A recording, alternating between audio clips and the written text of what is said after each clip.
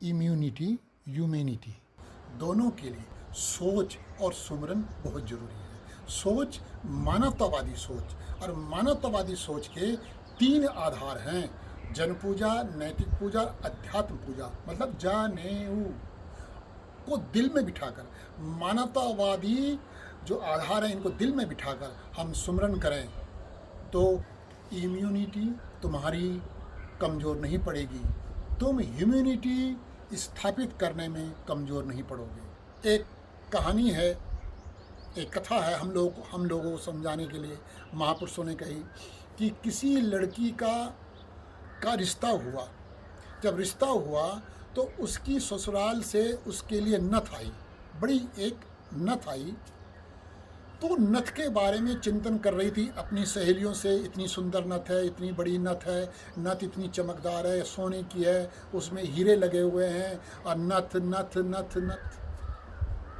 तभी एक संत पीछे से आ रहे थे उनकी बात सुनते हुए। तो उस संत ने उन लड़कियों को रोका, उनसे कहा, नथ दी यार ने तो चिंतन बारंबार, यार मतलब जिससे उसका रिश्ता हो रहा था। संत ने कहा, नथ दी यार ने तो चिंतन बारंबार, नाक दी करतार ने ताको दिया विसार। अरे नथ की चर्चा कर रहे हो, नथ की, अरे जिसने नाक दी, जिसने नाक दी है उसका चिंतन किया। नथ जिसने दी उसका चिंतन तो हो रहा है, उसका चिंतन औरों से भी हो रहा है, बड़े भाव से चिंतन हो रहा है, उन्होंने दी है जिससे मेरा रिश्ता हुआ है। अरे जिसने नाक दी है उसका चिंतन है। इसलिए सुमरन में विशेष तौर पर गहराई से उतरो, सुमरन में गहराई से उतरो। जिसने नाक दी है, जिसने आँख दी है, जिसने कान दिए, जो हमारे अंदर विराजमान है, आँख नाक कान देकर हमारे अंदर विराजमान है, उसका चिंतन, उसका पूजा, उसको समय देना क्या है? सुमरन करना, बिना जल्दबाजी के सुमरन करना। सुमरन को परमात्मा की पूजा कहा है। और सुमरन से पहले सामवेद कर लो, गायत्री नमस्कार करो सुमरन से पहले, जिससे सुमरन और अच्छा हो। सुमरन में बैठने के लिए रीढ़ की हड्डी और गर्दन का सीधा होना जरूरी है। पद्मासन में बैठ सकते हो, नहीं बैठ सकते तो अर्ध पद्मासन में बैठ जाओ, इसमें भी नहीं बैठ सकते तो सुखासन में बैठ जाओ, ऐसे भी नहीं बैठ सकते स्टूल पर बैठ जाओ, पैर नीचे करके बैठ जाओ, ठीक है। तो इस तरह बैठने में, लेकिन रीढ़ की हड्डी और गर्दन ये सीधी होनी चाहिए, रीढ़ की हड्डी गर्दन ये सीधी होनी चाहिए, तब हम सुमरन करें। कुछ स्थितियाँ हैं सुमरन की जिसमें तुम्हें आनंद आएगा। पहला अक्षर जो अंदर जा रही है श्वास, पहला अक्षर ओ के साथ बिना श्वास में आवाज़ हुई, सुमरन का नियम है। सुमरन का नियम क्या है?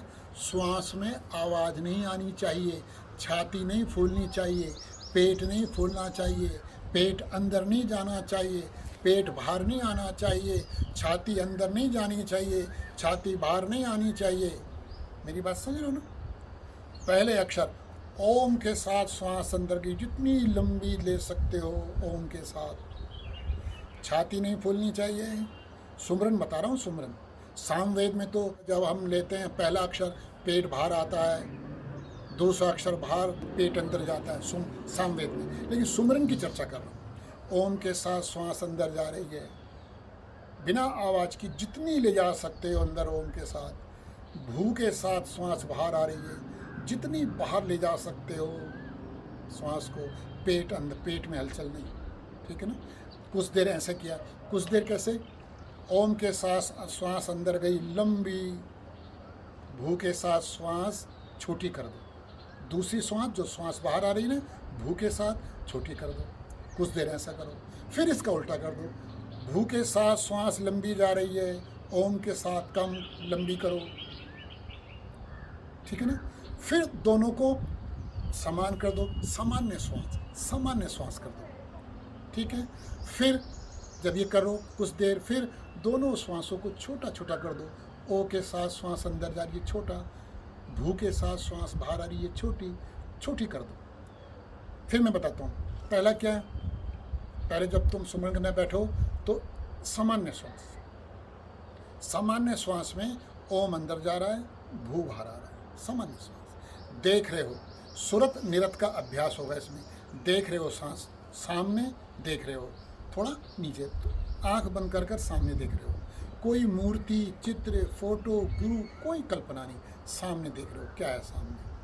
जब सामान्य श्वास में हम जाप कर रहे हैं, सामान्य श्वास में ओ के साथ श्वास अंदर गई, भू के साथ श्वास बाहर आई, ठीक है।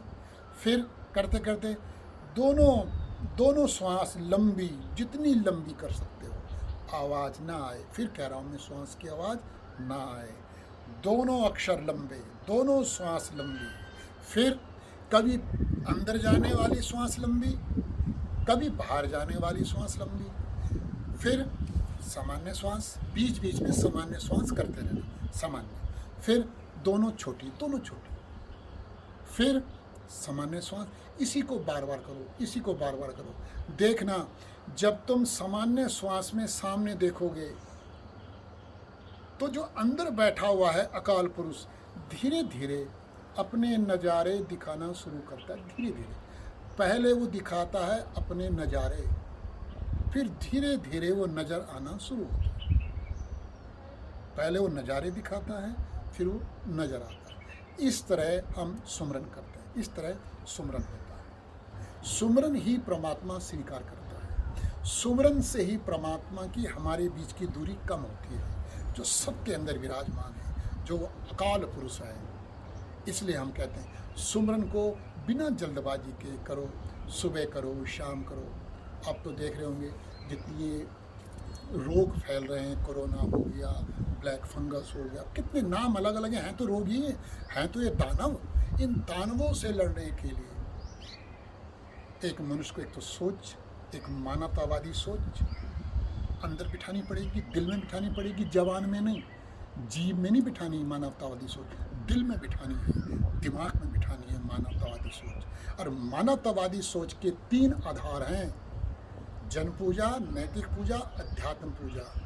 जन पूजा, नैतिक पूजा, अध्यात्म पूजा। जनता की भलाई किस में हो, जनता की भलाई किस में हो, नैतिकता कैसे हो, अध्यात्म। ये मानवता के 3 सूत्र हैं, 3 आधार हैं। अगर हम देश की आज़ादी के बाद जो राजनीति है इस चक्कर में रहेंगे, ये हमें जाति में उलझाते रहेंगे कुर्सी के लिए, अपनी कुर्सी के लिए हमें जाट में उलझाएंगे, गुज्जर में उलझाएंगे, सैनी में, अहीर में, ब्राह्मण में, किसी में ये जाति में उलझाएंगे, जैसे इनकी गद्दी मजबूत रहे। जब तक हम जाति में बटे रहेंगे तब तक इनकी गद्दी मजबूत रहेगी। जब हम जाति को मिटाकर एक हुए, राजनीति में जो करते हैं स्वार्थ की राजनीति, गद्दी खतरे में पड़ जाएगी। इजराइल इतना मजबूत क्यों हुआ? इनके यहाँ भी जाति थी। जब हिटलर ने 60 लाख यहूदियों को मारा, हत्या करी, इनके अंदर आया हमारी कमजोरी क्या है? तो इनकी कमजोरी सबसे ज़्यादा क्या थी? ये भी ग्रुपों में बटे हुए थे, जैसे हम लोग बटे हुए हैं, जाट, गुज्जर, ठाकुर, बनिया। सबसे ज़्यादा अत्याचार हिंदुओं पे हुए हैं, उसके बाद यहूदियों पर। हम अपने देश में ही जजिया कर देते थे, जजिया कर अपने ही देश में हम जजिया कर देते थे। या तो जजिया कर दो या धर्म परिवर्तन करो। हमारे पास 2 रास्ते थे, या तो जजिया कर दो या धर्म परिवर्तन करो। 800 साल से हम यातना सह रहे थे। यहूदी 60 लाख यहूदी मारे गए, हत्या हुई 60 लाख यहूदी, 60 लाख, हजार नहीं, 60 लाख यहूदियों की हत्या हुई। यहूदियों के जो थे विचारक विद्वान बैठे, क्या कमी हम में? सबसे पहले उन्होंने एकजुट किया, नहीं हम यहूदी हैं, हम कोई ग्रुप में नहीं हैं।